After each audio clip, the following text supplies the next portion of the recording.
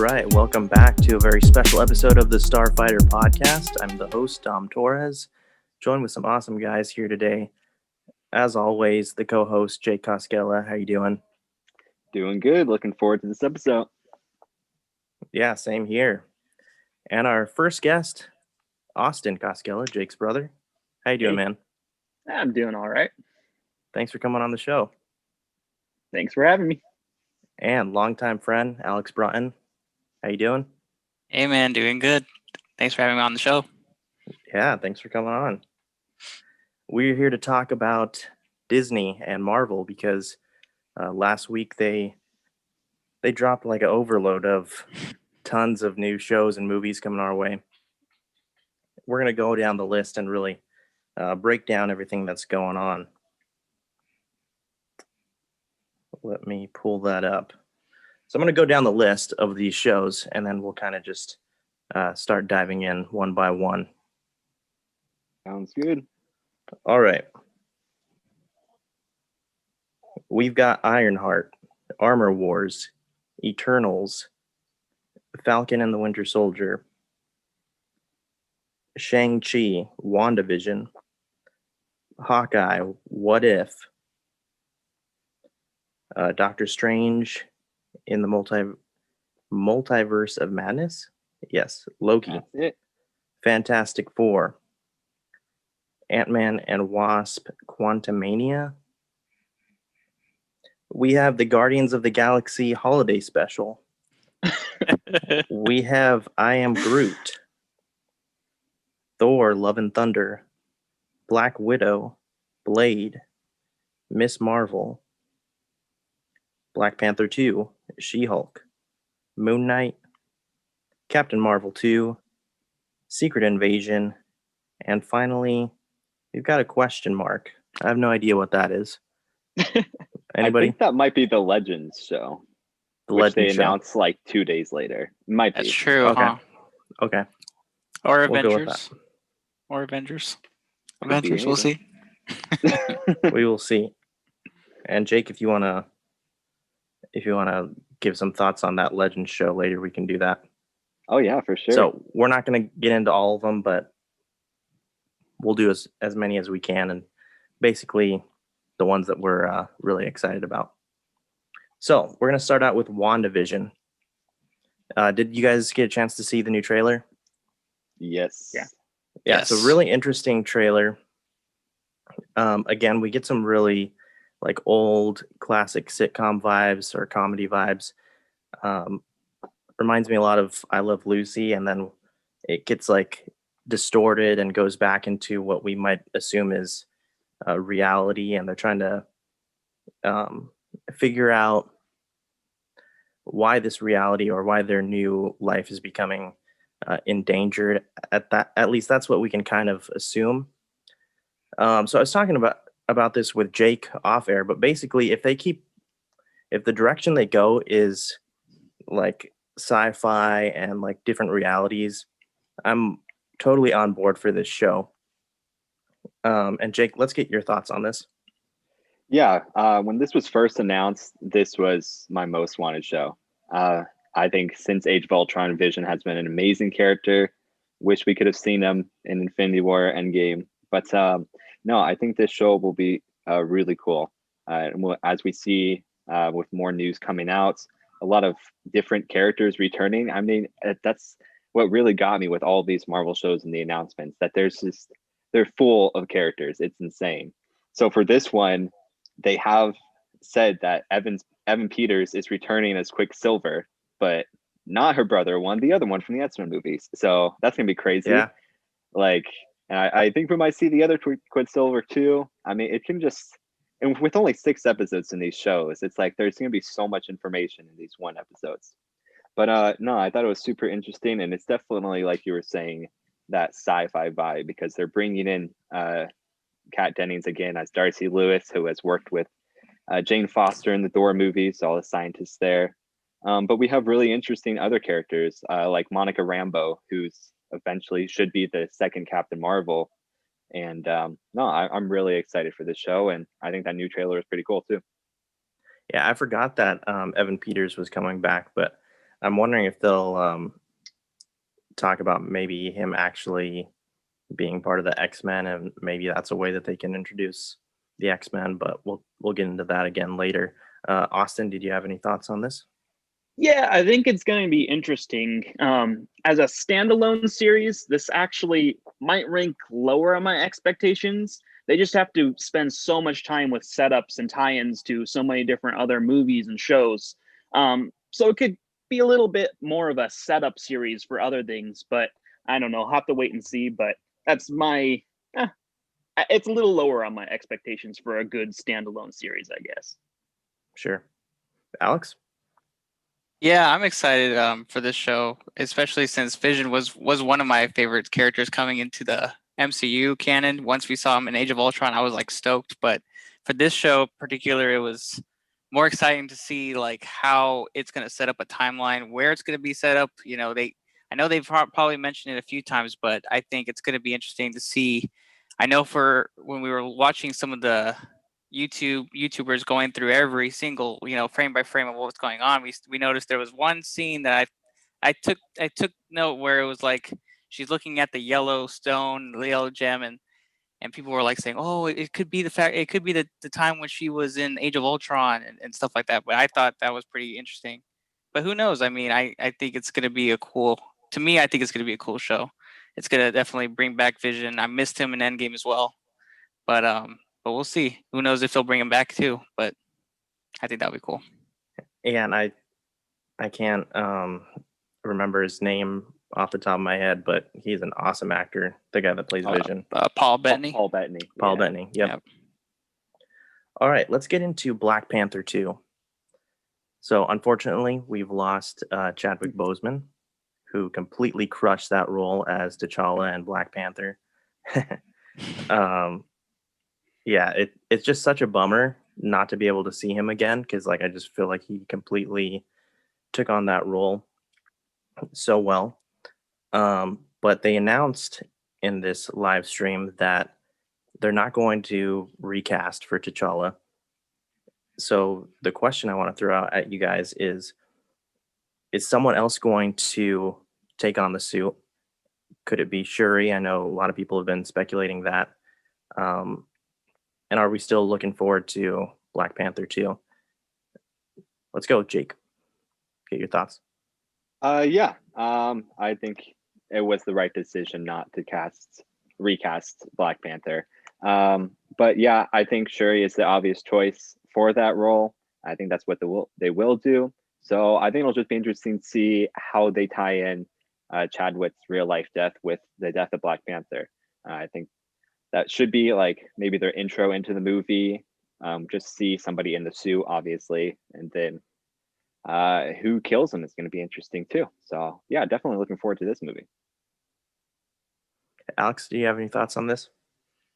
Yeah, it's so sad. I think the last scene we're gonna actually get of him, right, is in the What If series, which I'm sure we'll go to later. But I think Right.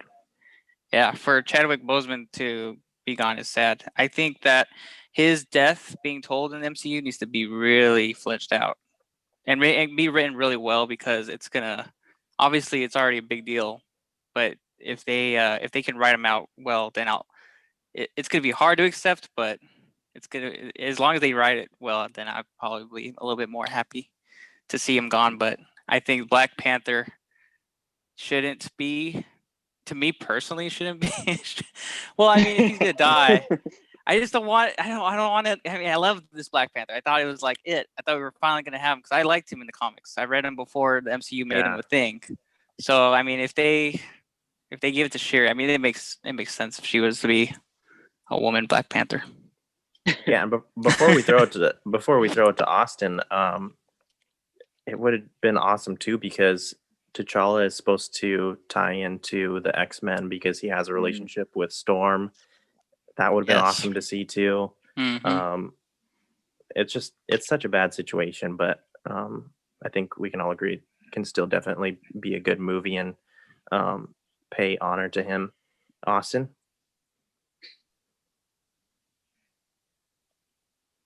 Did you have any thoughts, Austin? Where'd he go? For the audio listeners, he's giving a good little pose right now. Oh, yes. okay, I'm Oh, back. there He's he is. back. There you go. He was gone for a minute, but he's back. I'm back. For any flaws that the first Black Panther movie, Chadwick Boseman's acting was definitely not one of them. I would like to see the new movie have much better fight scenes. And like you guys were mentioning, the showrunners discussing how Black Panther is actually going to be written off is definitely a big deal. Namor the Submariner was supposed to be an antagonist, but whoever kills Black Panther is not going to be a very popular, fun character. So it's going to have to be, I don't know, something interesting, a big bad villain. Really interested to see what they do with that. What if Black Panther gets the coronavirus? Dude, No. then people will protest. Hey, maybe then they'll start taking it seriously. You're right. True. I'm actually thinking that maybe we'll see like a scene of him sacrificing himself, like on a large scale to like save his family, something like that. I think that could be good.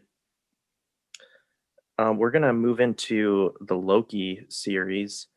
We got this new trailer, and we see that it picks up kind of where we left him, or a version of him in Endgame.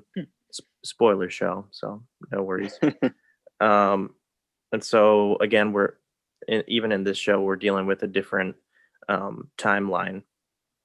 Alex, how did you like this new trailer? I thought it was very thrilling. I thought it was like almost like not a horror, but it has that vibe of being like, what's going on? But I mean, like when I was watching it with my wife, we were just like, kind of like just like jaw dropped, and we're like, so many questions was going on.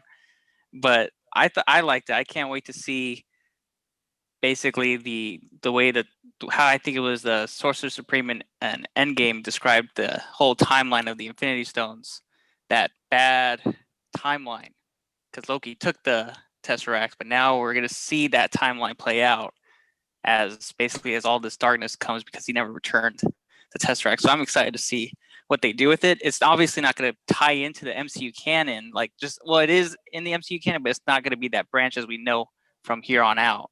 But it'll be its own little reality. So I'm excited to see it. Austin, what do you think of this trailer? Yeah, I think this show is going to be great. It does not take itself too seriously. I mean, it's going to have some fun stuff, some action, but with Owen Wilson being cast, they're doubling down on the comedy aspect. This show is just going to be insane, bouncing through alternate timelines, alternate realities. Maybe Loki being tempted to take over the world. The scene with I can't remember what the comic line was called, but basically Loki tries to take over the world. It's just going to be fun and crazy. Yeah, Jake. Yeah, my thoughts viewing it, I think it's going to be like a kind of thing where he jumps around times, and like the world's mysteries, unsolved mysteries, are going to be like him, because we see the clip where it looks to be that he is DB Cooper, the plane hijackist.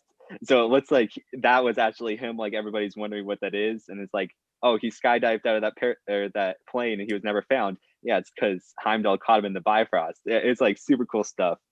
But I think that's going to be where they go. There's been hints at in the last scene of like Polybius, which is like a video game that drove people mad and everything, which is like a real life story. I think it could go to where Loki did 9/11. Who knows, right? I think it's going to be that whole thing. That went dark fast.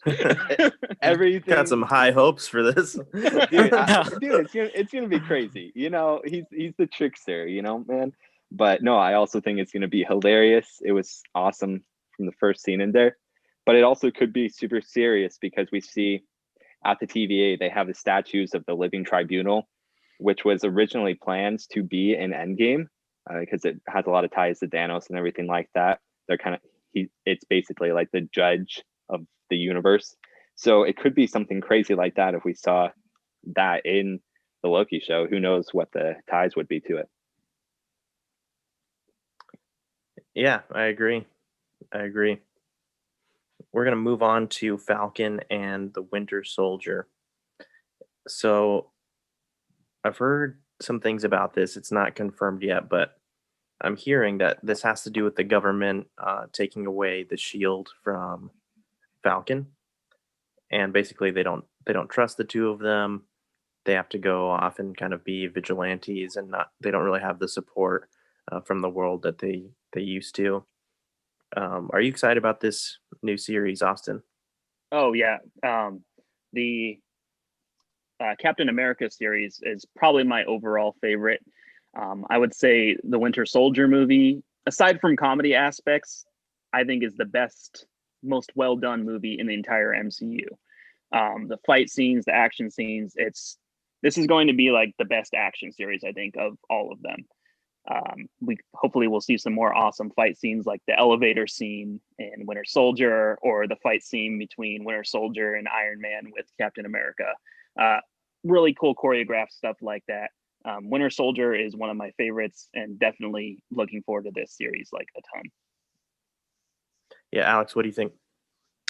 Yeah, I think it's going to be a fun show to watch. I think I agree with what you were saying, Austin. That the choreography, I'm excited for the fight scenes in there, seeing it's all tying in with Captain America's whole story, but just focusing on his sidekicks or his his team. So I'm going to be excited. I can't wait to see U.S. Agent. He looks interesting. I can't wait to see how they tie him into the story. But yeah, I was wondering too how he didn't get to use the shield, but now that I'm thinking about it, it's because of now that government's back after Endgame. Now they're still thinking about the Accords, because I'm sure I did read that those are still in play, and so technically they're still, like you said, vigilantes out against the law. So can't wait to see how he acquires the shield again. Jake, do you have any thoughts on this new show? No, I like where Alex is going with that. I think the Sokovian Accords would play a big part in this. I think it's definitely going to be governmental centric, because you have U.S. agents, and then we saw in the trailer the soldiers of the villain's Flag Smasher. So it's definitely that whole kind of vibe. But it's looks like it could be a lot more than that too. People were speculating in one of the last scenes that it looked like they were on the island of Mandrapore, which is really popular in the comics, home to a bunch of crazy villains like Viper, and it has a lot of ties to the X-Men. But I think it'll be pretty cool. And also, we want to shout out today, happy anniversary of Tony Stark's parents' death. Mission report, December 16th, 1991, 29 years ago today. Oh my god. All right. So All I just wanted to get that Love plug in. it. Someone really did his research. Man. That's I'm our gonna remember that. co-host for you guys. I thought that I heard, is it Baron Zemo? Is that who it is? Yeah. He's Yeah. going to be Yeah. returning. He's back. Yeah. I think With we his might have mask even this seen time. him. Mhm. There Oh, you go. was he in Yeah. the trailer? I can't remember. He was. Yeah, He he was was. like standing in front of a statue. Looked to be not in this country, wherever he's from, I forget. But yeah. Yep. Well, He's all there. right.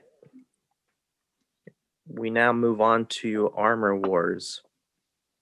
So John Cheadle is coming back as Rhodes, or also known as War Machine.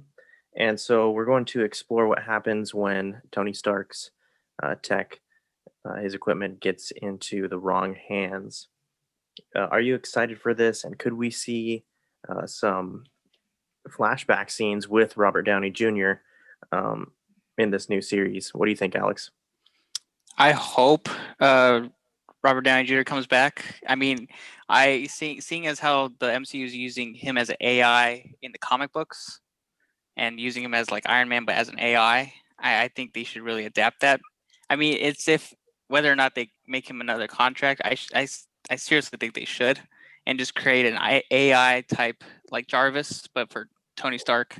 I think that would be awesome to see him in that role, but that's just hoping hoping for the best. But I think just seeing him in that show he should be there. It's kind of like as if they're rehashing out Iron Man 3, but this time as if the villains do get his armor, and who knows, it could be AIM, it could be that the Mandarin comes back, but like the real Mandarin or something like that. But no, I'm excited to see where this goes, and if John Cheadle is going to lead it, then it'll definitely give War Machine a chance to be in the spotlight. So I'm excited to see that. Yeah, Jake, did you have any thoughts on this? Yeah, I think it is a lot of a rehash of Iron Man 3 and 2 also, because if we're following the comic arc, it has a lot to do with Justin Hammer and everybody like that. So I think we definitely could see him back. I don't know if it could be some sort of group that pulls together and tries to take all of Iron Man's armor and his ideas and everything and make it their own. I think it's an interesting idea to go with like a sidekick getting his own show. But yeah, I'll be interested to see it. Anything to add, Austin? I'm just going with Jake's rehash of Iron Man 3. I don't think that's necessarily a bad thing. That was probably the weakest in the Iron Man series, and that being fleshed out could really help that section of the story. Also, like he said, going with a sidekick, I think it kind of gives us lower expectations. So maybe a little bit more creative freedom. We could actually see something really cool and surprising with this show. Yeah, I think so too. We're going to go on to another show that I don't know a whole lot about. I'm going to get your guys' inputs on. And this is Ironheart. The character of Riri Williams is going to be Ironheart. And it's a girl, right, Jake? Yes. This is a female character. Yes, All right. Yeah, see, don't really know too much about this Ironheart, but we're going to find out. Anyways, what we know is that she builds the most advanced new suit of armor since the Iron Man series. So, any thoughts on this, Jake? Maybe you can shed some light. Yeah, well, we don't know too much, but I think this is going to have a lot of ties to Armor Wars, which we just talked about. I could see a lot of them coming together, but it'll be definitely an interesting show. I didn't think they were setting up for this one right away. I thought they were going more with Iron Lad instead of Iron Heart. It'll be interesting. The actress, I looked her up. She's done one movie so far, so that'll be interesting. Not usually they're big names to lead, which they have done with almost all their other shows. But it's interesting doing some research on her. She was the first target of the 10 rings, so this could have ties into Shang-Chi. But yeah, I think we definitely will see her teaming up with Rhodey. And I also think it's almost a guarantee that Harley Keener, who was that kid in Iron Man 3, and who was at the funeral of Tony in Endgame, he's got to come back. I mean, why else would they put him there? But yeah, I think it'll have, again, a lot of ties to Iron Man. I think Marvel knows how much everybody loved him and that they're just not going to throw him away so quickly. Well, maybe the kid becomes Iron Lad. Yeah, maybe he gets his own spin-off show. Who knows? Yeah, there you go. Well, like Jake was saying, a lot of these shows we're seeing, even just from the little information that we know, like we see how they tie into the overall universe and just all these other different shows like that we have coming our way. But Austin, did you have anything to add? No, it's like you were saying. While not a super well-known character, she has lots of ties to everyone else, from Sharon Carter to Hydra and Baron Zemo, and it's all over the place. Black Widow. So I don't really know how she's gonna factor into the overall story, but I don't know. Really could go anywhere with this one. Anything, Alex? Yeah, I think the only thing I recall of her was when it was that comic book of the Civil War II line, and it wasn't really a fan favorite. From what I understand, but I remember seeing her as basically kind of like, this is just like I said, this is basically from what I've observed, because I didn't really read her, but it was more of like she was being mentored by the AI version of Tony Stark, which that's where it got my mind. I'm thinking, okay. Is this a way of introducing that? I'm hoping, but that's if whether or not Robert Downey Jr. wants to come back and be like that mentor for every new coming, hero, because at this point, he is the heart of the whole MCU from the beginning, and some people may argue otherwise, but I think that he has been, as we see in a lot of these shows that we've talked about so far, has a lot of influence from Iron Man. So I think that would be a cool way of bringing that out. But if not, I mean, it'll be interesting, like how the other guys have said how it's going to be brought out. So we'll see. Yeah, that was good. Thanks for sharing that too. Next, we have the What If series, and this is based on a comic line. And basically, we're going to be seeing, these favorite heroes of ours, but they're going to be going off their normal course. We're going to see them do things that they normally wouldn't, make different decisions, become maybe different heroes or different villains. Um, I'll throw it back to Alex again. What are your thoughts on this series? I mean, what if, Hulk was, I don't know, Red Hulk, or what if, I mean, there's so many exciting things that they can work towards this show. And I think that it's the best thing is that they're bringing in original cast members to voice, not just some other voice actor. So it makes it more real and more canon to what we already know. I'm looking forward to the Peggy Carter being Captain Britain, with Captain America being the Iron Man of that time. So it's going to be cool to see different stories being fleshed out like that. And again, like I said earlier, we'll see Chadwick Boseman's last performance. So I'm sure they're going to do some sort of remembering, in remembrance of, and it's going to be emotional, but it's going to be exciting. I can't wait. So real quick before we throw it to Austin, is it his voice in the series? Okay. Yes. It's his voice in the series, yeah. Yep. So very cool. We'll still hear that what is that, Wakandan accent. Yeah. Yeah, he's got it. Austin? Yeah, I mean, pretty much the same. They could pick up any of these alternate storylines. Think it'll be fun. I haven't heard what the episode count on it is or anything. Wondering if there'll be standalone episodes or they'll tie all together. And there is some tie to the Watchers too, correct? Was that confirmed? I'm not sure. Or just theorized? So I remember seeing something like that. Yeah, theorizing that the Watchers have a big play in it, but. So this could, even if none of these plot lines actually continue over in continuity at all, we could see some larger developments, basically watching all of these what if moments and leading to another plot line down the road. So that could be cool. Are you interested in this animated series, Jake? Yeah, I mean, I'm always down to watch some cartoons, but yeah, I think it's kind of just gonna be all over the place. I mean, but yeah, I think Chadwick Boseman will be portraying Star-Lord, but as T'Challa. That's what it looks like. Oh yeah. Yeah. But I mean, it's just gonna be weird. But I think it'll be fun. You know what else is going to be fun? Haley Steinfeld is going to be the next Hawkeye, it seems. She was good. Eyebrow reaction. She was good with a car named Bumblebee. Will she be good with a bow? Alex, what do you think? I'm excited. She's supposed to be playing Kate Bishop. Is that who we're going with, right? Yeah, and I believe she takes on like the mantle. Right, and I've just been playing the Marvel's Avengers game on my PlayStation, and we just got that whole Kate Bishop DLC, and so I mean I don't know much of her character at all, other than what I've played. So it's interesting. Yeah, it's like she's basically taking the role of Hawkeye. I like Hawkeye. I think Jeremy Renner is going to be missed if they just take him out. I hope they don't, or at least if they do it right. But to see her play as Kate Bishop, I think it's going to be fun to watch. Yeah, well, I mean, as far as I know, he's going to be in there too, and I think he's probably going to be training her. Yeah.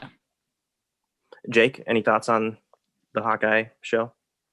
I need to see Bumblebee because the only thing I've seen Haley Steinfeld is Pitch Perfect 3. And, oh God. not impressed. But no, I have heard that movie was good. But yeah, from like set photos, yeah, Jeremy Renner seems to be a huge part of it.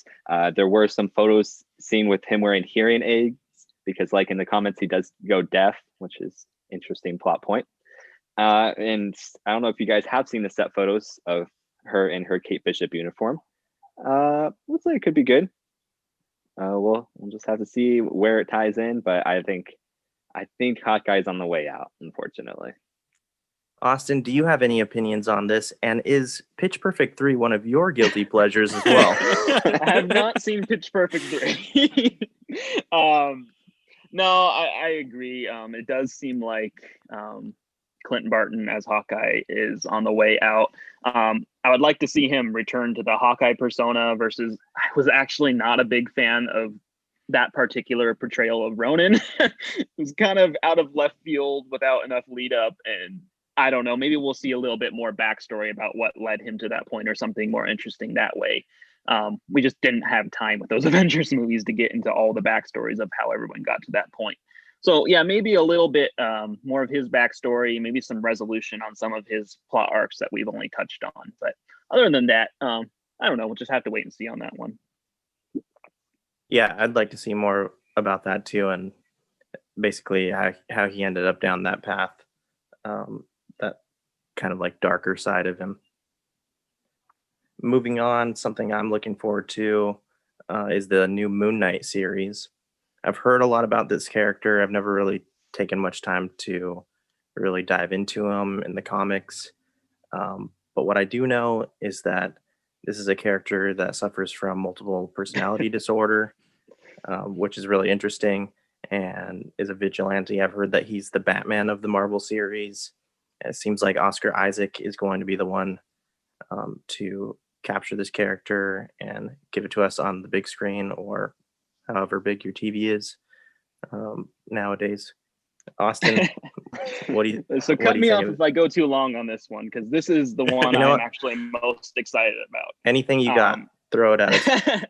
The highest ceiling, if they do it right. I'm trying not to get my hopes too high, but yeah, this is super exciting. Like you said, Batman of the Marvel universe, except if Batman was clinically insane. So basically, Moon Knight's was Mark Spector, special agent, special forces. He gets injured, and he thinks, or he believes at least, that he was saved by the moon god Khonshu. Nobody can confirm this, and it seems quite likely that he actually has no powers whatsoever, but he believes he does. He uses gadgets like Batman, except like Batman, he's also a nocturnal hero. He wears all white, though. He wants his enemies to see him coming. He doesn't run away from a fight. He likes taking a punch. We're going to get to see a little bit of a grittier side for Marvel. But yeah, this will be really, really cool. This is going to be great fight scenes. At the moment, he'll probably be the best fighter in the MCU until Taskmaster and probably Shang-Chi come around. But yeah, this is a guy that Taskmaster's even afraid of. This is going to be like super fun. Before we move on to Alex, Austin, real quick, for someone like me or other people out there, excuse the train outside the house too, someone that hasn't really read or know much about Moon Knight, why would they be interested? We're going to see a little bit of a grittier side than the MCU. He's a tough fighter, gets in fist fights, but also it leaves way for Marvel's signature comedy. This guy is insane. He has several different multiple personalities, from being a billionaire playboy, similar to Bruce Wayne, to being a taxi cab driver, so he can keep an eye on the streets. We're going to get to see a lot of different aspects, and I'm predict we'll see something like the Spider-Man scene, talking to yourself in the mirror. This guy's crazy, and it's going to leave good comedy, but also some crazy action, I'm guessing. Alex, are you looking forward to Moon Knight? Yeah, I'm definitely looking forward to Moon Knight. Like everyone's saying, he is like the Batman in Marvel's universe, and I think that it'll be cool to see a character like that live action.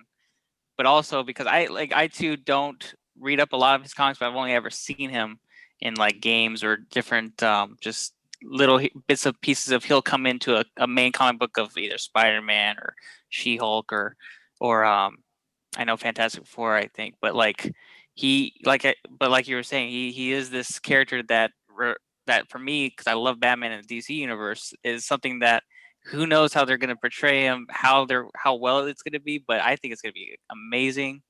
I think it's going to be fun to see that kind of character come into play in the MCU. I think it'll help tie into a lot of these characters that are already coming in, like She-Hulk, maybe Daredevil, and see the Defenders and the Secret Avengers. See how that'll play in. Maybe they'll bring in a lot of these. I mean, the fact that they're bringing him in and all these other characters can really set up some cool stories that that they've had in the comics, and we'll see. But I think it's gonna be cool.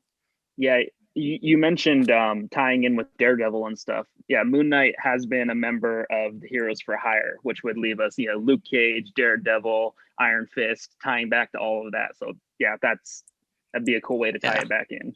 Oh yeah. Jake, did you want to touch on Moon Knight?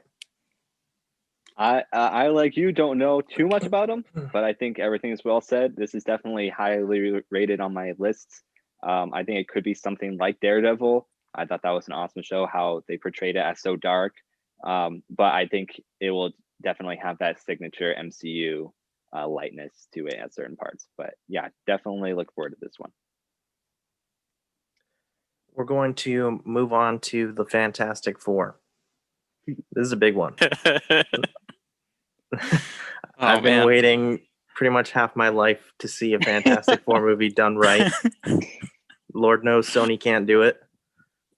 But I have all the faith in Marvel. And so, Austin, I'm going to throw this to you. Are you ready for this Fantastic Four show?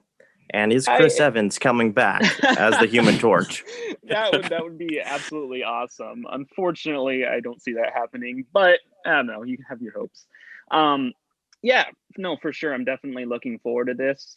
It's really nice that Sony has been letting Marvel do more stuff with Spider-Man. Spider-Man and Fantastic Four have very strong links, so that could be a really cool team up there. Even more than the Fantastic Four team, though, I'm super excited about getting Doctor Doom into the MCU. Yeah, one of the coolest villains, great mastermind for organizing villain team-ups. We haven't seen really any villain team-ups in the MCU so far. So that would be a really cool plot to see him gather a bunch of villains and have a Avengers style, but with villains instead of heroes. That would be pretty cool. Yeah, and you mentioned Spider-Man. It's the same director, I believe, that's going to be doing this, that does the new Tom Holland Spider-Man. Alex, you looking forward to this?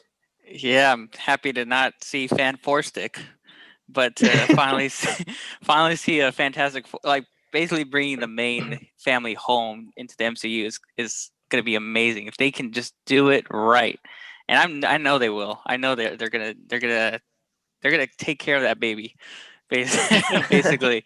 And I wonder if knowing that they are the first family, I mean, there's so much potential to even make them the start of perhaps the next Avengers villain for the next saga. I mean, Galactus is a huge Avengers villain.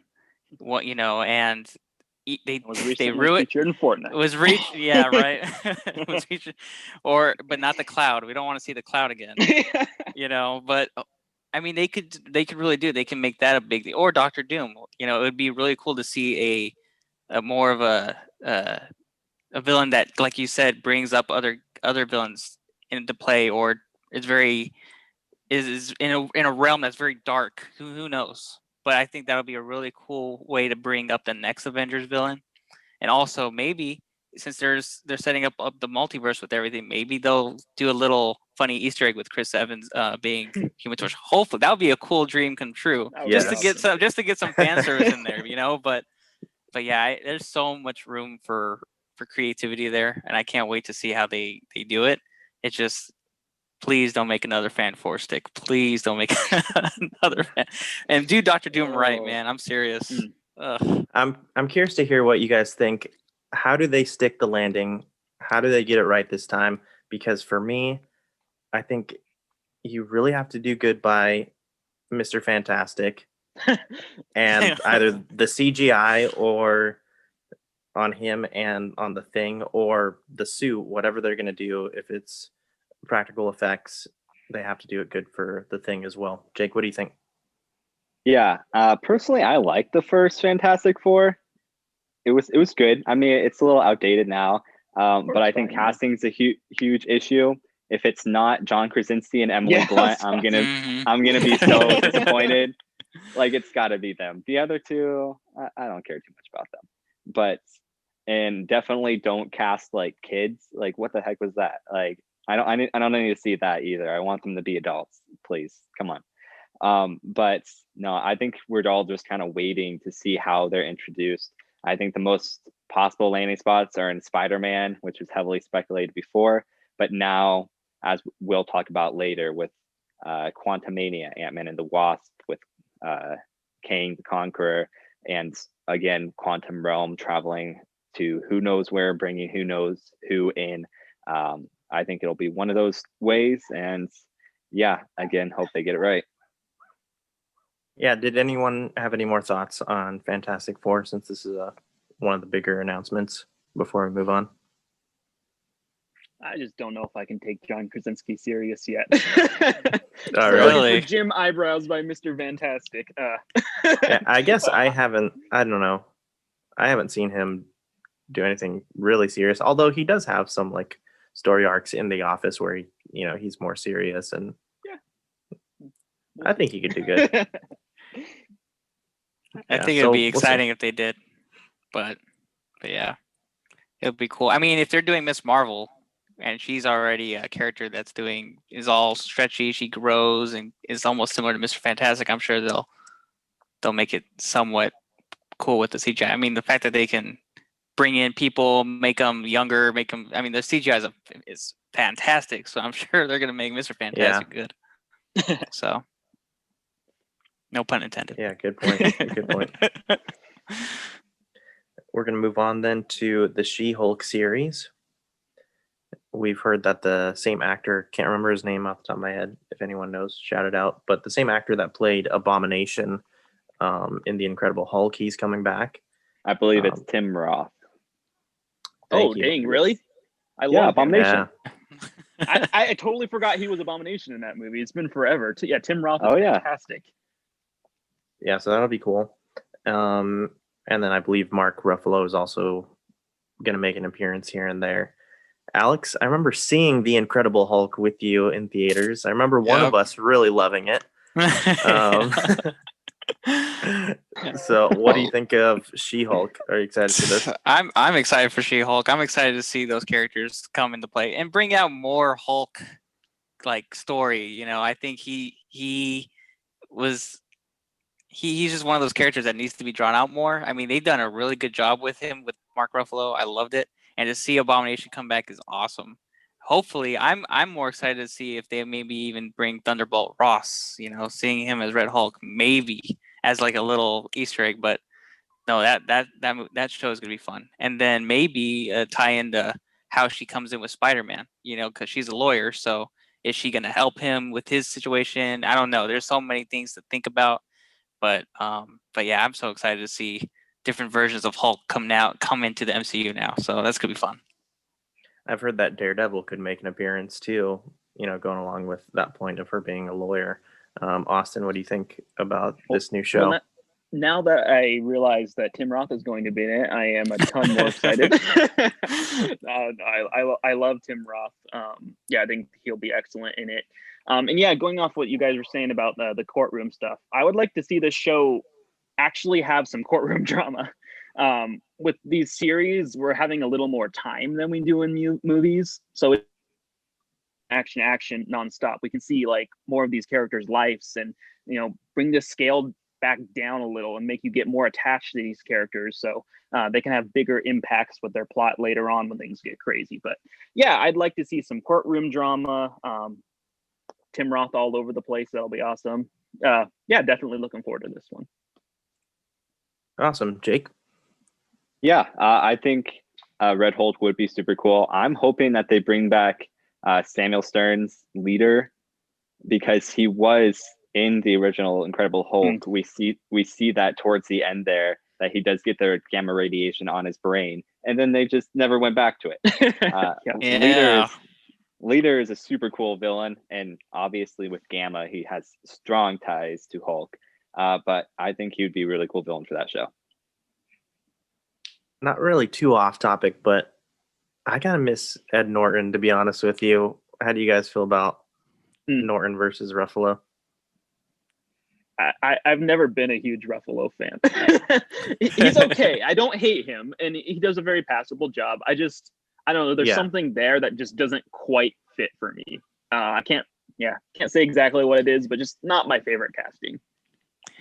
I honestly think he changed over the time as the MCU was, because in the Avengers 1, when I rewatched it at one point, I saw that he was more that Bruce Banner, like nervous, very kind of straightforward, to now being a very comedic, very witty, not so serious character. But I feel like if I saw Edward Norton in this MCU right now, it wouldn't work, because he's such a serious actor.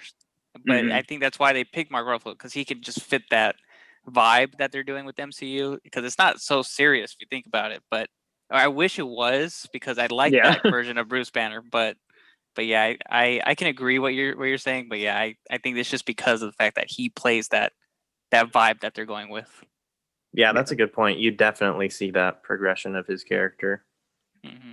Yeah, and I think Professor Hulk was fun. I mean, I liked it for a movie, but we should get the real Hulk back in this show. Yeah, yes, I agree. So next we have Ant-Man and the Wasp: Quantumania. So I believe it's confirmed that Kang the Conqueror will be the villain. And interesting enough, Kang the Conqueror is a descendant of Mr. Fantastic. So we're wondering if this is going to be how they introduce the Fantastic Four.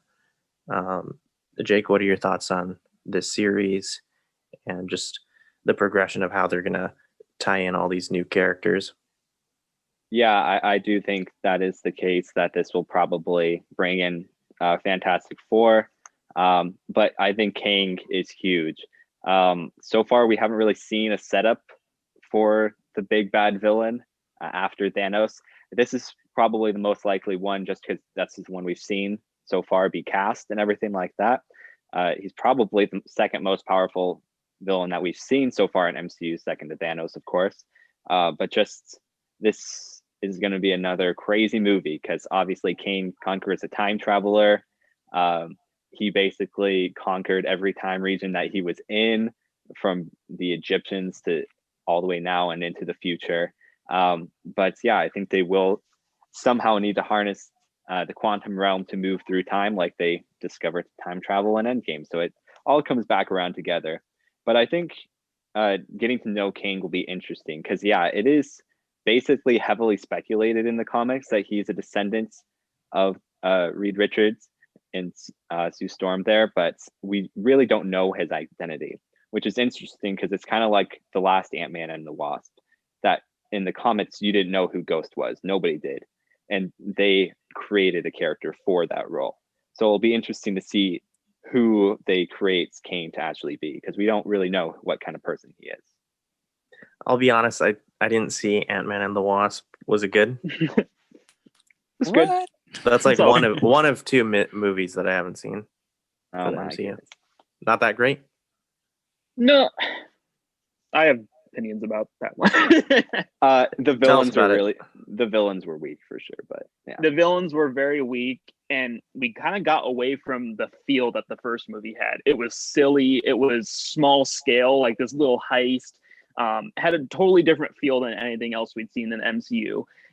The second was just kind of like your standard middle range MCU movie. It didn't have that same special feel that the first Ant-Man did. So it kind of ended up, it didn't flop, but it just left what was unique to Ant-Man for what was standard, and just did a standard, your standard go through. Had a big setup though for Endgame, obviously. Alex, are you looking forward to this? And also, do you think Kang would most likely be the villain of the MCU now for this new phase, or do you think it would be Galactus? Because that's also what I've heard as well. Yeah, I I can agree. I mean, Ant-Man and the Wasp was fun, but with this one, compared to Ant-Man and the Wasp, it was like you said, it was just like a middle, like just an average MCU movie. It just basically tied in what Endgame was going to happen.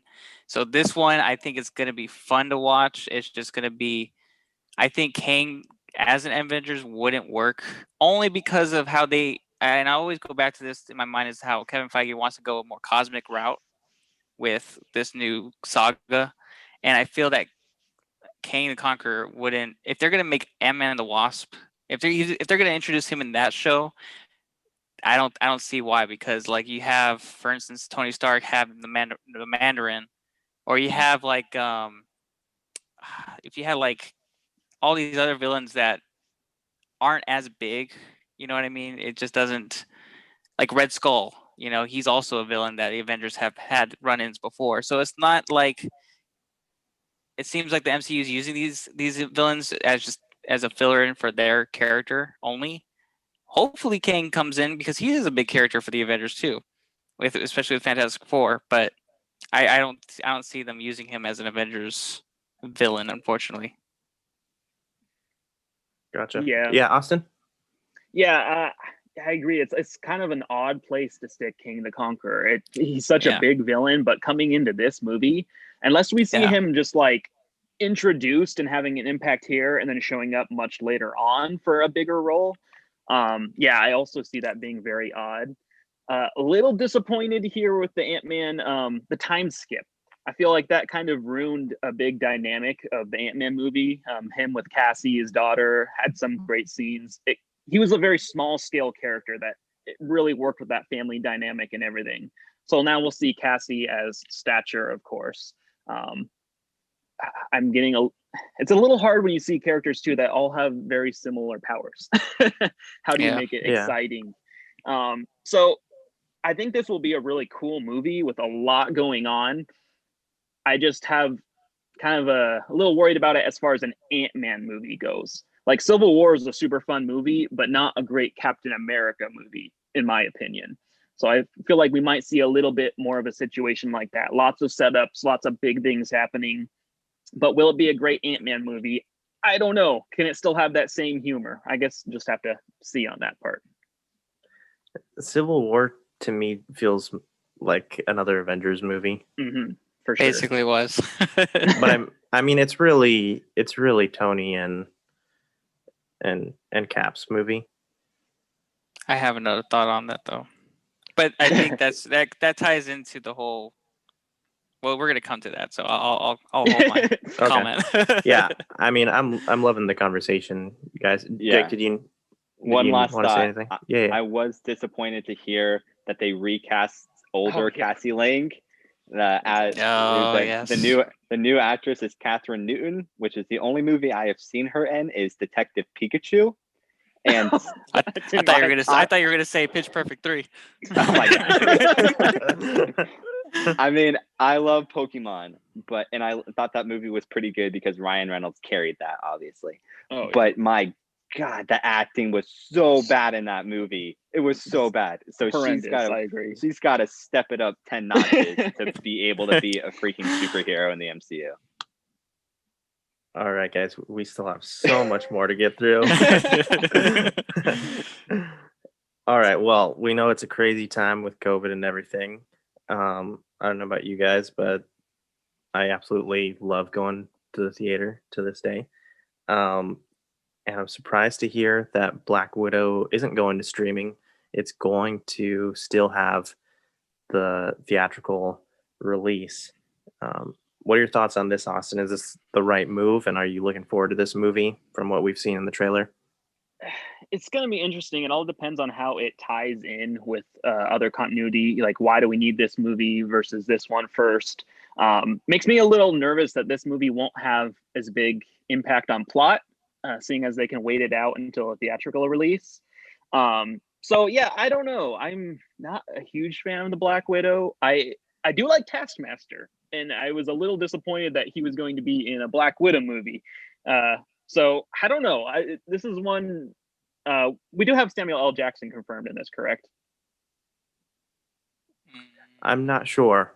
Not 100% on that. I'm not sure on that one. Good question. All right. So if we do, I mean, he's always fun to watch. I mean, I'm not a huge Scarlett Johansson Black Widow fan, but I don't know. Yeah, I guess we'll just have to see. It's a low expectations, but I mean, can always exceed that. So. Jake, did you have any? Yeah, I think it'll be interesting what it's setting up for, because I feel like Marvel doesn't really make filler movies, which is what this feels like it is. There's got to be something here. One of the big things was we skipped over it in the Hawkeye show, but Black Widow's sister in the movie will be reprising her role in the Hawkeye TV show. So that'll be interesting. I think it's rumored that Jeremy Renner will appear in this movie. We'll see if it does. If there's maybe a post-credit scene of Black Widow's funeral where Hawkeye does meet, I believe her name is Yelena, and she kind of becomes the new Black Widow and she ties into his movie. But I think that'll be interesting to see at least. Alex, what do you think about this coming to the theaters? I think they're gonna kill the hype, or if anything, I feel like it's gonna be sad. Well, because I'm not much of a big. I mean, I'm a little bit of a fan of Scarlett Johansson's Black Widow, but if I'm gonna be honest, but I feel it's gonna be Thank sad. you, Alex. Thanks for being yeah. honest, unlike Austin. Yeah, I think it's just gonna be sad though, because if say it's like you said, it does become like a filler or like just not as what we expect, and they waited so long just to make it a theatrical release, it's not only gonna kill her character in a way that we might, but it's gonna give some reputation that's not really. It's like, oh man, we waited so long and it wasn't really a good movie, and you could have just done a streaming service. But I understand why they want to give her that right to have a theatrical release, but at this point, who knows when we're going to come back, and if they do it, go ahead, but a lot of people aren't going to go for it during COVID, who knows. Yeah, but I just think I think if they don't do it soon, it's like, are you going to hold back all our movies now because we're supposed to wait on this movie? So if they're gonna wait, are they gonna push all their releases of the other stuff back? And that's what I'm concerned more about. But other than that part of the whole thing with the movie, I think it was like Austin said, I wish Taskmaster was somewhere else, like with Spider-Man or like with Moon Knight, because maybe he'll come back. I think this will be a movie, if it is a filler, maybe a way to getting these characters into the MCU, like Taskmaster coming back, her sister is going to come back, the Red Guardian coming back. I'm excited to see him. Yeah, me but too. I also heard rumored that I think Robert Downey Jr. is supposed to come in as Iron Man in this. I believe so. I'm not sure, but I can't remember if that was a thing. But if that's the case, it'll be fun to see that. But okay, how is it going to be important for us now? So. And this is more of like an origin story then, right? Like more of like a prequel. Is that what it is? It was like right after it. Go ahead. Yeah. I'm sorry. Yeah, right after Civil War, just what you were going to say. So yeah, it does definitely. She goes back home, and it kind of explains where she comes from. But yeah. Gotcha. Yeah, I mean, from the trailer, I think it looks pretty interesting. I think the story could be really good. I'm worried personally that they're not able to execute it properly because of the situation. And I think that maybe it didn't work so much for like Mulan and like the special release on Disney and like the feature that you have to pay $30 for it. But I think that people would have paid the 30 or make it 20 or 15, whatever. I think people would have paid for it for Black Widow. I would have definitely paid the 30 over Milan, if you ask me. Yeah. I think their concern seems to be once people have paid for that, that's when the pirated digital gets leaked. I would like to see like an early theatrical, and then maybe like a month after that get the $20 Disney Plus release or something. I think that would solve both of those issues. And yeah, just give us that movie a little sooner so we can get moving on with everything. For sure. We've got Captain Marvel 2. This is also going to be a theatrical release. Are you looking forward to this sequel, Jake? Yeah. Hesitant. I'm going to be honest and say I'm a huge Brie Larson fan. But overall, the movie was just so-so. I don't really know where they're going from here. As we've seen in like Endgame, she's going through space, solving people's problems apparently. Yeah, I just don't know where they're gonna go for her from here with her. Does she go back to spacing on the name of her home planet and defeat Supreme Intelligence like she was trying to in the first movie. Who knows? But it will be interesting, and it's definitely setting up for Monica Rambeau because, of course, like we mentioned, she's in WandaVision. Does she get her powers in this movie? We'll see, but it'll be interesting. Maybe have more. I do like the sci-fi movies like Guardians or something like that. So if they can kind of tie it into more of a cosmic movie than Earth-based, it could be fun. Did you like the first one, Alex? Are you looking forward to this one? Yeah. No, her character is not my favorite, but I think I'm just being biased with a lot of the people nowadays, but I know her character has been written like over 4 times in the comic series. She is not a fan favorite. Even in the new Civil War 2, she was not likable. Yeah. But it's like, okay, I get it, but then figure out a way to write her good. But I think the way that they did the movie with Brie Larson, she's not a bad actress whatsoever. I have no problem. No issue with that. I mean, I think the movie did well for what it was. But I think personally, they need to stray away from the whole Mary Sue vibe that they're giving her, like they did with Miss Rey Scott Palpatine over in Star Wars. Shots fired everywhere from Alex right now. Man, that's a thorn in my flesh on that one. But all right, no, we got to get you on a Star Wars episode soon. Yeah, no, but I think I liked when Endgame when Thanos fought her and used the Power Stone on her just to at least show that she can be vulnerable to things. It's like with the MCU, there's all these characters who seem like they're very powerful, but they at least have some sort of weakness. For her, it didn't seem like it, and that's where it's like you've established that everybody in the MCU is somewhat vulnerable to something, but now it's like you have this person who, to me, is like you could do no harm. So her movies is almost as if like, okay, yeah, there's the bad guy, there's the plot, but she has plot armor, so she's just gonna go right through it, you know. So it's like, give me something give me something to be like, oh man, this is intense. This is like we've seen her so powerful. Now she has something to worry about, and like I said, the movie gave her something that I liked about it, that she was more likable in the movie compared to her in the comics. I've seen her in the comics. I'm like, ugh, what did they do to her? But yeah, she's such a complicated character in my opinion that I just have so much things I could say, but I'm just like, nope.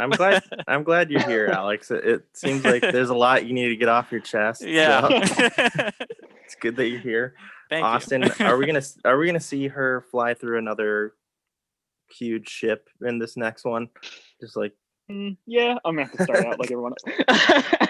Oh man, I have a lot of the same issues that Alex does. Like, she is so ridiculously powerful. In Avengers, she's like, yeah, I could have fixed this problem in like 3 seconds, but I was kind of busy.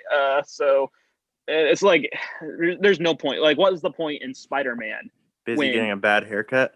Right. Yeah. It's like all of these heroes are pointless when Captain Marvel can just bounce in and fix everything in 3 seconds. It's really annoying. And yeah, for me too, the first movie was one of my lowest ranked Marvel movies. Without Samuel L. Jackson, I feel like it would have been a terrible movie.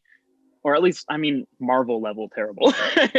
This is a different scale. But yeah, so we have to give her something that actually has some real threats.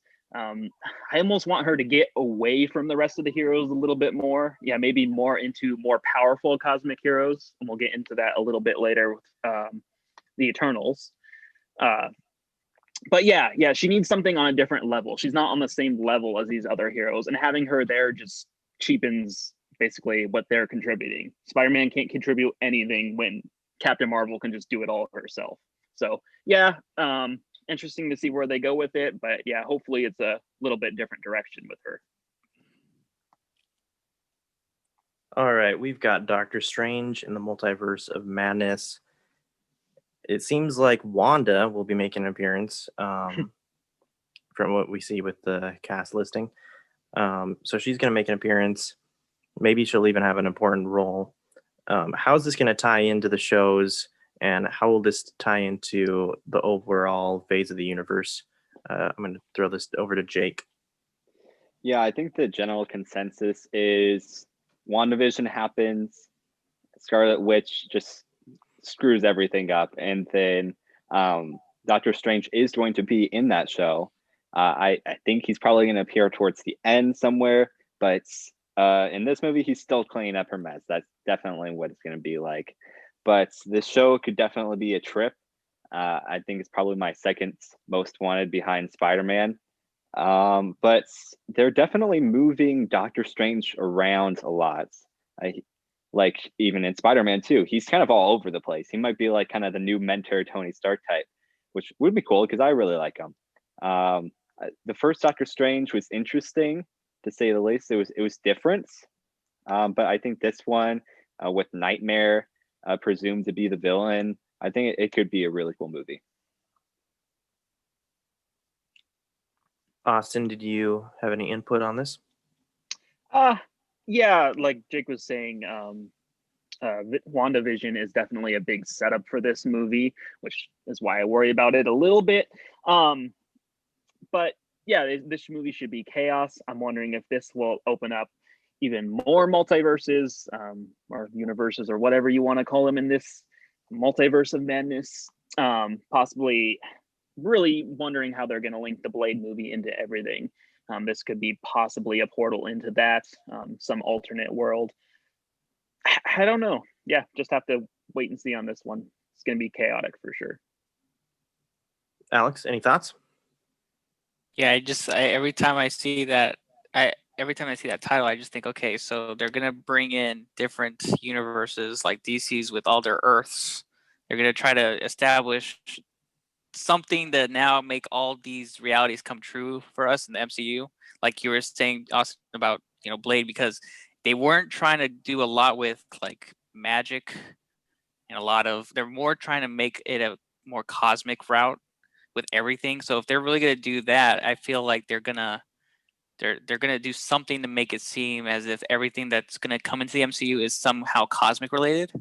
So it's gonna be interesting. I don't know how Wanda will bring a lot. I mean, I know with her powers, it's going to tie in the Infinity Stones again. It seems like the Infinity Stones will always be some sort of tie into the MCU because her powers stem from that. So how is she going to tie in with, Doctor Strange and perhaps even he's probably going to even study her. He's probably going to even say like, okay, we need to figure out how much power do you have? What are you capable of? Considering that she's coming from WandaVision. Is this going to be him saving her from that? Who knows? I wonder if that, and I think a lot of people are speculating that's what's going to happen is it'll be like a tie-in from WandaVision where he now rescues her from whatever she was dealing with to now seeing how maybe she was the one that causes this. It is, because she is very powerful. She's another powerful person. Doctor Strange is a powerful person in a level of what, Captain Marvel is, but even they have, weaknesses and situations that are putting them in these tough situations. So who knows? I think this is that's going to tie in a lot of these new stuff that we're going to talk about. Yeah, I agree. And now we're going to move on to Thor, Love and Thunder. I think probably all of us are really excited for this one. Taika Waititi is coming back to write the script. I think that's amazing. We're going to see many familiar faces like we have been. And personally, my favorite news about this is that Christian Bale is going to be the villain. He's going to be playing Gore. There's an original name for Thor. Gore, the God Butcher. Never heard of that villain, but you got me sold on Christian Bale because he's one of my favorite actors. Jake, I'm going to throw this over to you. Are you excited about this Thor, Love and Thunder? Yeah, I mean, with the same director being back, if it's anything like Ragnarok, it's going to be awesome because that movie was hilarious and just amazing all the way around. But yeah, I didn't know who Gore was either. I tried to look him up. There's not really that much info on him, so I kind of highly doubt he'll be the main villain. From what I learned, he's a dude who came to Earth and then he killed some people, and Thor showed up and he's like, stop that. And then he was mad at Thor forever and tried to kill him. That's basically his story. It doesn't sound too interesting. I definitely think they'll change him in certain ways. But I just don't think he is up to the caliber of Thor and Mighty Thor and Valkyrie and Star-Lord. So I think there's definitely going to be a bigger bad behind this. Oh, that's right. Star-Lord is supposed to be in it as well. What do you think we're going to see from this, Austin? Yeah, I'm really looking forward to this one. A key point that I was excited about is Lady Sif will be back. Yeah. I loved Lady Sif in the Warriors 3. Unfortunately, we're not going to probably get to see Zachary Levi again. I was always hoping we'd get another chance, but yeah, interesting what happened with Lady Sif during the Ragnarok events. See, the only thing I'm worried about is they're going to be too heavy-handed with the feminist power women group thing, like they were in the one scene of Avengers that just killed me. It's fine as long as they don't make it too cheesy and like in your face kind of deal. I'm actually not a huge fan of Valkyrie, which might be an unpopular opinion. But yeah, I love Lady Sif, and this should be interesting, especially with Star-Lord involved. It'll be fun. You're taking shots at all the lady superheroes today. Yep. Oh, there's some good ones. They just need to get the good ones, man. Alex, what do you think? I'm excited to see this movie. That's because like we see Thor, he's in his he's a big chungus that is leaving with the Guardians of the Galaxy. So is he still with them? Is he gonna have worked out throughout this whole time and get back his self again? And then we're seeing Natalie Portman back, with being Thor. So there's so many different routes because you got Guardians of the Galaxy, you got Natalie Portman coming back, you got maybe Lady Sif, and just all these different avenues that they're going to play with. So I'm excited just to see what happens. I actually like the whole Femme Fatale group, but that was before they made it like a big weird. Thanks for being honest and admitting that I will, because I played Marvel Alliance and it was funny when they were able to do that, and I was like, oh, that's cool. But I think that if they do that kind of stuff, they just have to not put it in your face, like Otto was saying. It's just like, because like in Infinity War, when that happened with Black Widow and Scarlet Witch, that scene alone wasn't like a big like, oh my god, so cheesy. But it wasn't until Endgame where everyone's like, all right, girls, you got Wasp coming here with Captain Marvel. What's gonna happen? Fighting and all grouped together in a little line. It was like, oh my gosh, it's so in your face. Just make it more natural. We don't care about that. I'd love to see them fighting together and stuff, but right. So we'll see. I don't think Jake minded that scene. That was like a pitch perfect scene of that movie. There you go. There you go. I didn't think they would burst out in the song. I have to say though, my wife did love that scene. It was popular with some female audience. But Dom, I love Star Wars Episode 2. So naturally, I'm a huge fan of Natalie Portman. So good to see her back. But it'll be interesting the route that they go, because kind of in the Mighty Thor comics series, her character does get cancer, and it's kind of, she's getting treatments, but every time she takes Mjolnir, it like ruins her treatments and is basically killing her every single time. So it'd be weird to kind of see her finally take up this mantle and then just kill her. And it's kind of almost to that point where it's like, is Thor going to die because he's already given Asgard away to Valkyrie? This could be his end. There's definitely a few different routes to go here. Yeah. I mean, I don't think so, but I don't think they would kill him off quickly, because Chris Hemsworth, he's like, I want to stay Thor as long as I can. But I know Gore is like a killer of Asgardians. That's the only thing I know about that villain, but otherwise, I'm not too sure. You turned into a girl there for the audio listeners. Alex screen went blank, and it was a picture of his wife. So. Hey, nothing wrong with that. There's a shout out to my wife right there. No, I was just saying that Gore, the only thing I knew about Gore was that he's able to kill gods in there, so to speak. So who knows if that's gonna be a thing that Thor needs to worry about.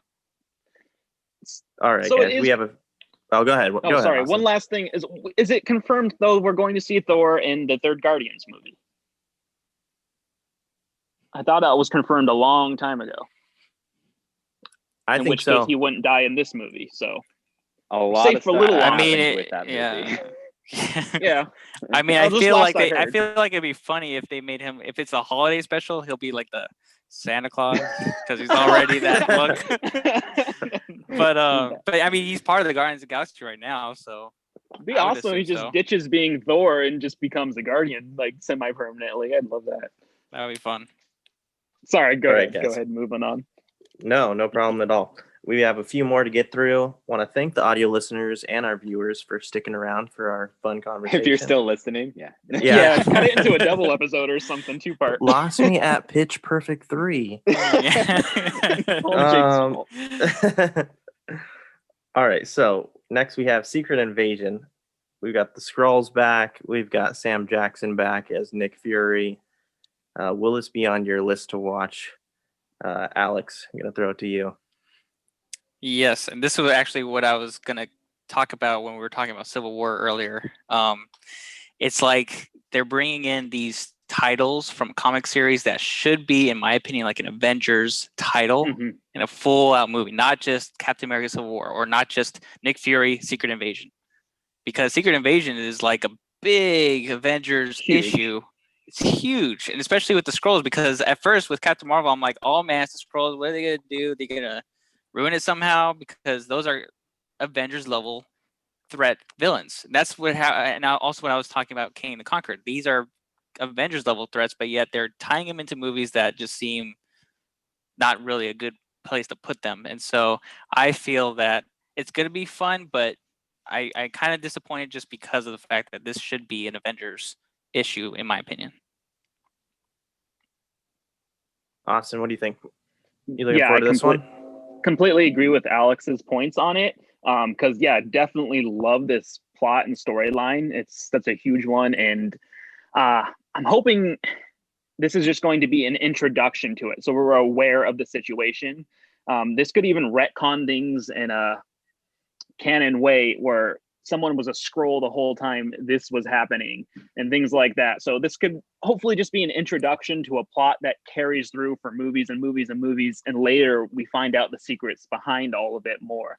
So this show could actually definitely have bigger implications in the overall MCU, and I'm hoping they make it big like that. There's some way it ties in big, because like Alex was saying, this is such a huge storyline to just be thrown away on a short little series. That would be such a waste. But hopefully.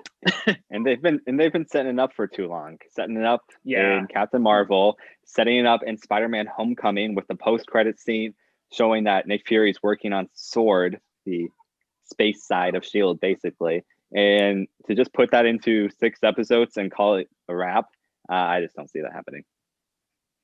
Yeah, good point. Well, next we have Miss Marvel, and that's going to be with Comic-Con. Not Comic-Con, but Space Con. And this is Wait, what? Is it Kamala? Kamala. It's Kamala. Con. You got Yeah, a typo thank you. there. Thank you. That's why you're the co-host, man. All right. So this is a nerdy girl type of character, and she takes up being a superhero. She's inspired by Captain Marvel. And are you interested in this show, Austin? Do you know much about this character? Because I sure don't. I don't know a ton about this character. Wait, what did he say? I said I don't know much about her, obviously. I'm sorry. It was just the way he said it. I mean, a smaller scale character. I mean, not like a huge fan of her powers and whatnot of that. But as far as the story goes, I would definitely like to see more of a slice of life aspect of this. Like her dealing with normal life and that kind of tie-in. Again, like I was saying, bring the scale down and see more of her personal life. That could be we don't see enough of that with Spider-Man, like him just being a kid and dealing with kid issues and such like that. This could be a really good opportunity to slow things down. Introduces another Asian superhero, which somehow we do not have enough of, actually. We need more. Hopefully eventually see a whole Asian team up would be awesome, because she's been part of several joint teams. Hopefully someday we get another Big Hero 6 live action would be Is she an Asian superhero? She's Pakistani, so yes. Okay. Right? Is that I'm not good at geography. No, you're right. No, you're right. Yep. All right, am I back? Yes, you're good. You're back. Yep. All right, Alex. Any thoughts on Miss Marvel? Yeah, I didn't know anything about her character until if anybody you guys played the Marvel's Adventures, that's the only thing I can recommend you. Yeah, I recommend anybody if they want to know a good a character about her. They did a really good job writing her. I enjoyed her character just from that game because she's like all of us, where we're just such a fan of the Marvel Cinematic Universe, and what it would be like if we were in her shoes to be able to nerd out. Oop, looks like Austin vanished. For the audio listeners, Austin has left us. He's out. Yeah. But what I was saying was that it's like we get to be in her shoes and like be a fangirl of all these characters and be a part of see how she gets to be a part of the Avengers and be a team with them, and because that's really how they wrote her out in that game. And I think if they with the movie or we could see her fangirling with all these characters like us, I think it'll just be a very fun way to just be us just fangirling over all these characters. So that's the only thing I'd be interested in seeing. Otherwise, I'm not too much of a fan of her powers. It's kind of freaky to be honest. But it's the same like Mr. Fantastic. It's just weird. I was never a fan of that power, but I think it'll be fun just to see if they do it that way. Otherwise, yeah, it's just another series I'm gonna look forward to seeing. You got anything, Jake? Yeah, I agree. I have my issues with the Avengers game, but that part of the game was good. I think it'll be interesting to see who she's paired with because in the game they paired her with Bruce Banner, and I thought that was really cool. And somebody like Spider-Man, she's a younger girl. She kind of needs a mentor, and obviously she looks up to Captain Marvel, but I mean she's all in space, so who knows who her mentor is going to be? But I guess we'll see. Welcome back, Austin. Yeah, hey, so I cut out for a second, but we're still talking about Miss Marvel? Yeah. Yes. Okay, cool. Because something else was really cool. There was supposed to be a show, I think it got canceled by now, called The Secret Warriors, starring Squirrel Girl as the lead role. Right. And Miss Marvel ties in with all of them very well. I think it would be super cool if we could see all of these younger characters who are fans of the big superheroes with all these strange, not very big powers. That'd be awesome if we could actually see an adaptation or at least some Easter eggs or references to Secret Warriors. I was super looking forward to that show and was bummed when it went down the drain. Yeah, that show would have been cool. And to bring it all back around, Squirrel Girl was supposed to be Anna Kendrick, the star of Pitch Perfect, which that would have been great. Oh my God. Oh, good thing all comes back to that. Wow. Moving on. All right. We're coming close to the end, guys. Before we go into Spider-Man and X-Men, were there any others off of the list that you guys wanted to touch on briefly? Oh, off of the list? Yeah, go ahead, Jake. Yeah, I think the one that was announced a few days later, Legends. We don't really know much about it, but it's coming out like soon.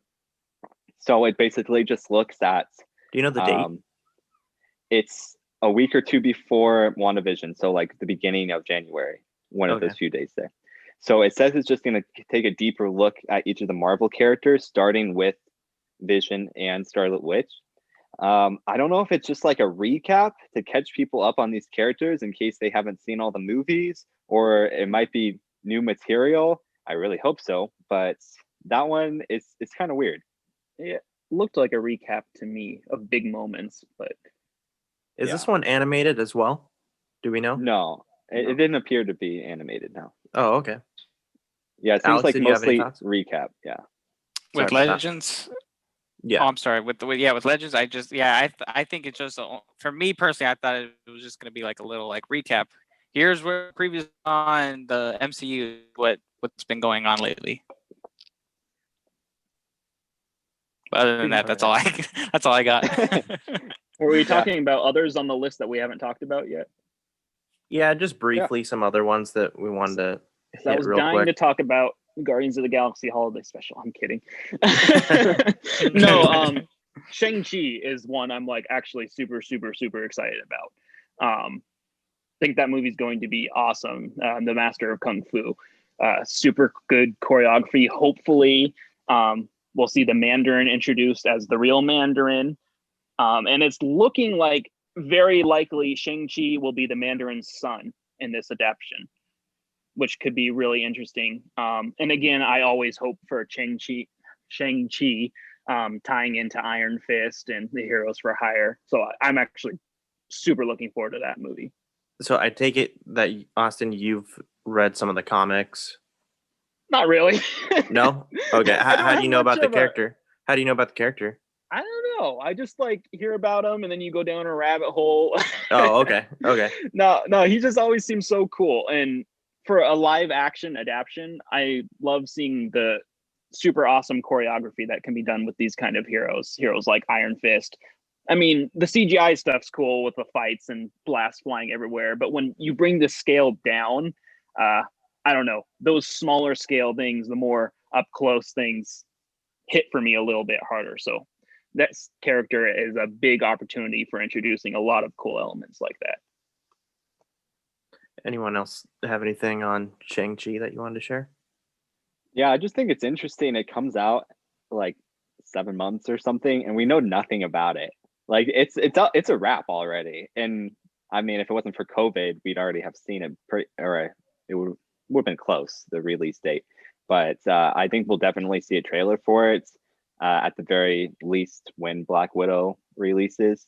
But for people who have watched the Canadian comedy Kim's Convenience, those people are making their come up. We got Paul Seung Lee, who was the X-Fighter pilot in Mandalorian, and now we have the son in the show, Simu Liu, playing Shang-Chi, and it's gonna be awesome with Awkwafina, who is a hilarious actress. This one could be pretty dang cool.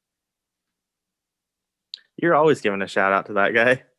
Dude, he's awesome. I know. Like every episode. It is. No, that's cool. Were there any other things you guys want to mention off that list? I think the only thing I have to say is seeing the list that you had sent me on Instagram.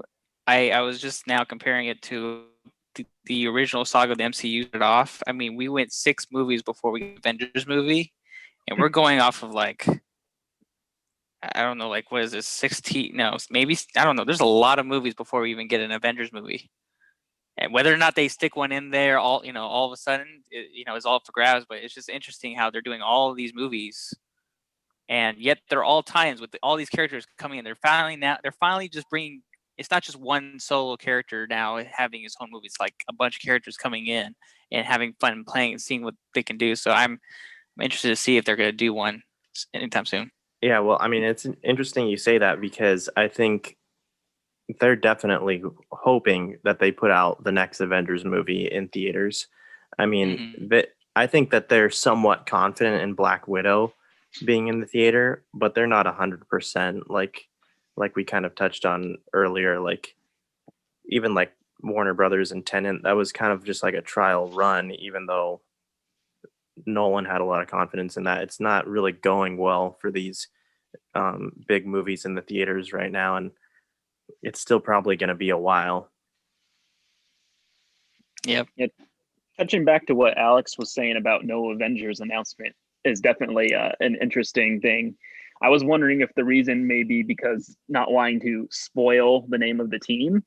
Maybe we don't see just the Avengers. We see the young Avengers and the Heroes for Hire, like maybe separate teams of bringing a few of these people together in separate groups. And then maybe they meet up all together in an even bigger movie where Dr. Doom gets all the villains together. She's back. Yeah, could possibly just because of spoiling a team name could ruin some of the plots to some of these shows. I don't know, just a random theory. No, that's a good point because I think we're definitely getting an A-Force movie, which is the female team up. So we'll get your thought. We'll have you on the show again when we talk about A-Force. Yeah. 1 minute. I'm sorry. You're good. That's a pretty sweet chair. well, it's kind of off topic for people listening. It is Batman, which is DC, which is a ixnay on this show. So Marvel episode. Oh You man, guys I got just feel anything like else? Oh, go Moon ahead, Knight Austin. would be a great opportunity for the MCU to just completely crush DC. I mean, we're getting this gritty Batman-like thing that possibly we haven't seen since The Dark Knight. And DC has been floundering for a really long time now. I don't know, just widening out from that typical MCU blueprint that we see in almost every movie with some more variety. I don't know. I just think they're just going to solidify their position even more with that. Yeah, I mean, I love Batman. He's my favorite superhero, but Oh yeah, you can't, you just can't, you can't touch Marvel for Nope. I don't know, for anything. Like it's been that way was for a another while movie like The since Dark the Knight. Dark Knight trilogy. You can't really, and like you could argue Wonder Woman, but I actually haven't. still seen it doesn't yet. really compare to. No, it's Yeah. like it's good, but that's one movie. Well, Marvel puts out like 25 good movies that are just as good. Yeah. So yeah. All right, are we ready to move on to Spider-Man? Yes. Yes. Let's do it. Do it. All right, so it wasn't touched on in the Disney live stream, but it has been announced that both Jamie Foxx as Electro and Alfred Molina as Doc Ock, they're going to come back from their previous Spider-Man movies, and they're going to be in this new Tom Holland Spider-Man 3. Does this mean that we're going to, in fact, get a Spider-Verse movie, pretty soon? What do you think, Jake? I think it's definite right now. So yeah, you mentioned the confirmed those two villains. Obviously, from one's amazing, and then one's the original Spider-Man trilogy, the Sam Raimi trilogy. And then we have just so many heavily rumors. It's like pretty much confirmed that they mentioned Kirsten Dunst as MJ, Emma Stone, who I would love to see as Spider-Gwen instead of just Gwen Stacy, and then Andrew Garfield. And then the rumored ones, which it just grows like every single day. I think it was like 2 days ago, we got heavy rumors that Willem Dafoe and Thomas Hayden Church are returning as Goblin and Sandman. And then also Charlie Cox's name has been thrown out a lot as Daredevil to return because Marvel did just recur the rights to him after the Netflix shows. So they do have that opportunity if they want. But it definitely seems like this is more going to be a Sinister Six movie. So if we count them up, Doc Ock, Electro, Goblin, Sandman, 2 more thrown in there. That's definitely going to be. You got Rhino. No, don't bring back that Rhino. Get a new. I Rhino. know. That was so terrible. Bring back Harry, please. Bring back James Franco. That would be my hope. That would be awesome. That's one of my hopes. My other hope is to cast Jake Johnson as live action Peter B. Parker because he was so good in Into the Spider-Verse as him. That'd be great.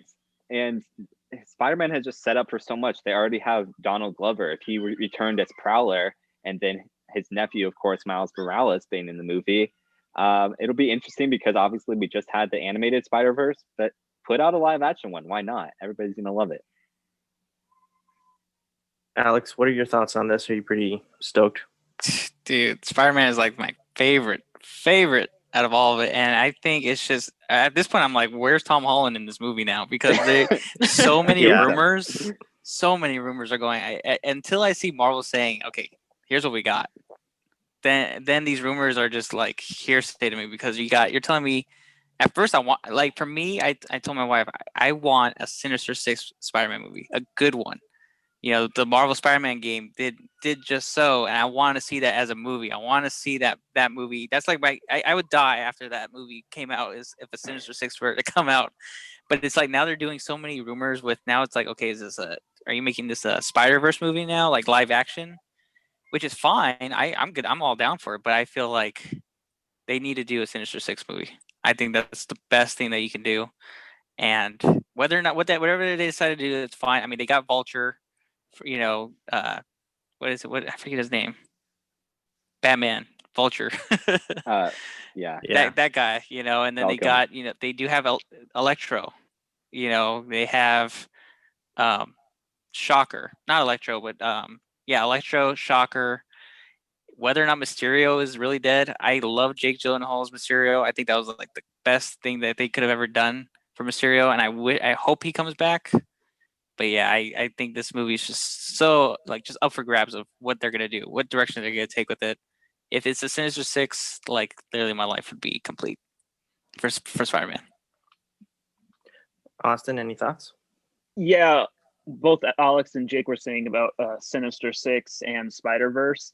I could kind of see them incorporating aspects of both of them into this movie, which I like as opposed to a standalone movie, just because of Disney's MCU influence and creative control over it. I get really nervous when Sony does things on their own. We know they can just tank things so easily. So in an MCU tied-in movie, I have much, much higher expectations. This would be really cool to see Andrew Garfield back in it. As far as Daredevil goes, that's interesting because they do not actually have the rights to that show, anything about the show. So if they brought in Charlie Cox back as Daredevil, it would have to be a soft reboot. But I would feel like everyone would be okay just assuming we know who he is by this point. There's been a Daredevil movie also. We got the backstory down. Just bring this guy in and just stick him in. He'll fit perfectly. As far as other aspects to it go, I actually tend to feel like Spider-Man in the MCU is on the weaker end. Was not a huge fan of the first Homecoming, but I would almost like to see Sony make some spin-off and just blow it so bad that they give the rights back to Disney for Spider-Man, because I love seeing the tied into MCU parts of Spider-Man. It was fantastic in Infinity War. Spider-Man's incorporated into all of that. I really liked that aspect. So hopefully we'll just see more of that. This movie seems like it's going to be insane, though. Hopefully it's more than just very brief Easter egg cameos, though. I'd like to see lots of these characters have at least a little bit of screen time. I'm disappointed it took me so long to remember that it was Michael Keaton, Alex. Yeah. Michael Keaton, thank you. God. Really quick before I give it back to Alex, but I'm a huge fan, obviously, of Spider-Man, but the Ultimate Spider-Man comic book and the video game. And I've just been hoping, we've had 3 different, series. Just been hoping for an adaptation of Ultimate Spider-Man. It's sometimes we get so close, but they just won't go there. We kind of were pretty close with Andrew Garfield in some areas, but not really, not exactly what we're looking for, at least in my opinion. But I like Tom Holland. I think he's the best. I think Tobey Maguire, he's probably the weakest in my opinion. Yeah. But we could talk forever about Spider-Man. We gotta have a sidewalk dance scene in this coming movie for sure. All the Spider-Man lined up. We could go on and on about Spider-Man. It's a big subject, but I'm looking forward to this new one and seeing what they're gonna do. Alex, what were? Oh, I was, because like you said, you can literally make a whole podcast episode of Spider-Man, but the only thing I was gonna bring up was the fact that the last thing we see, of course, he was the last movie of the saga, and his identity is, obviously revealed.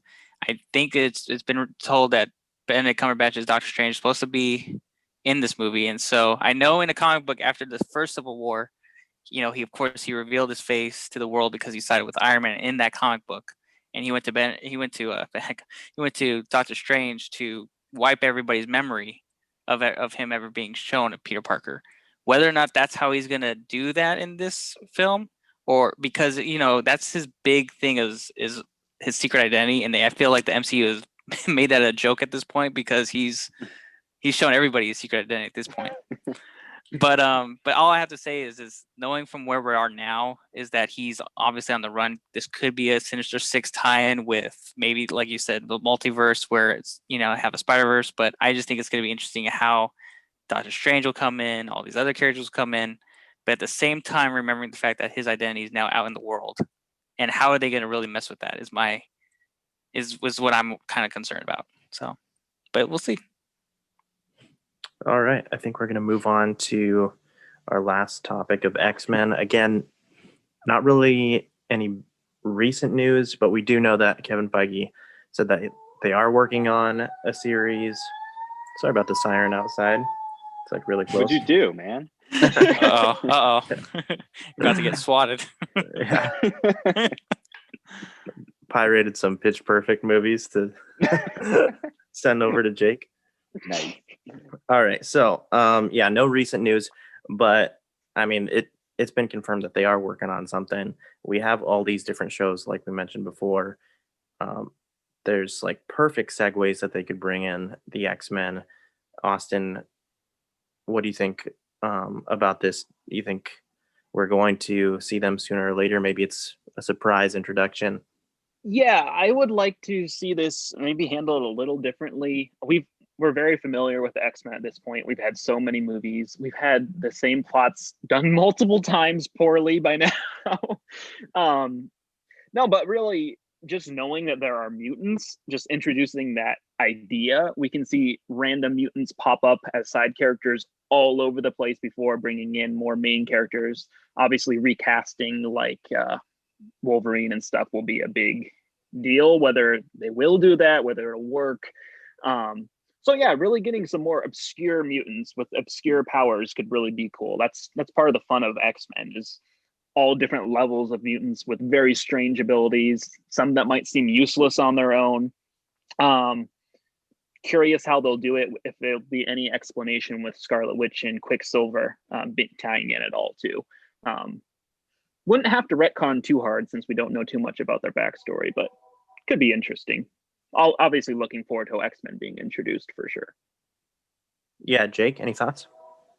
Yeah, I do think that's the way to go, with Evan Peters being basically the first one from the X-Men movies to be brought back. I do think it'll be set up sort of in WandaVision and then sort of cemented in Doctor Strange Multiverse of Madness, where he kind of sits everything straight. But I do feel things will never be the same from that point onward. He's not just going to erase everything that happened in the show and movie. So something's got to change. And we'll just see where these X-Men pop up. And I think that's a great point, that just don't bring back Wolverine if it's not Hugh Jackman. Nobody's going to like it.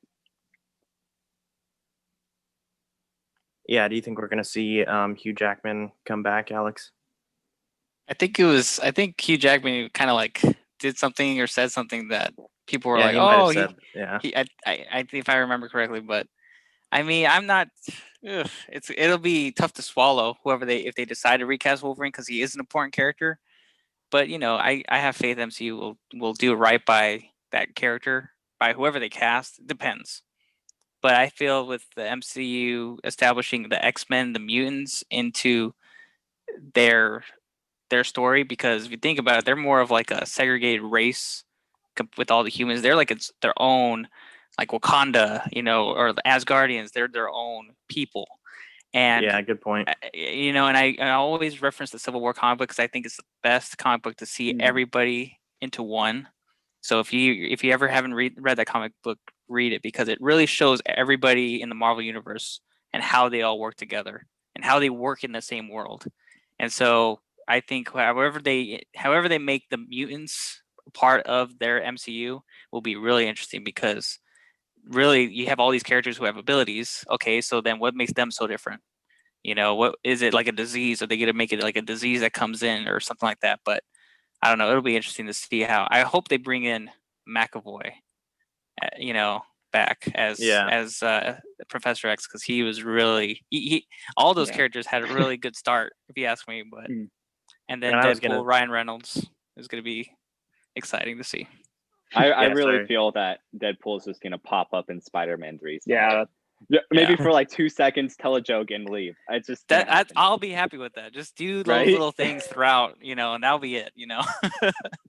Exactly. I was gonna say, I think that they could possibly bring in Fassbender into WandaVision or something like that, because Magneto is her and Quicksilver's dad, so that could be an entrance right there.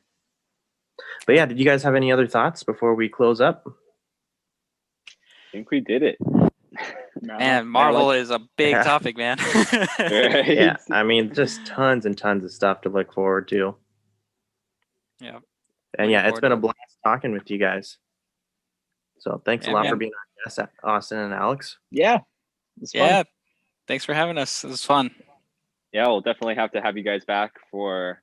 I think we're probably going to do episode recaps of WandaVision when it comes out. So You don't want us for our negative Star Wars reviews?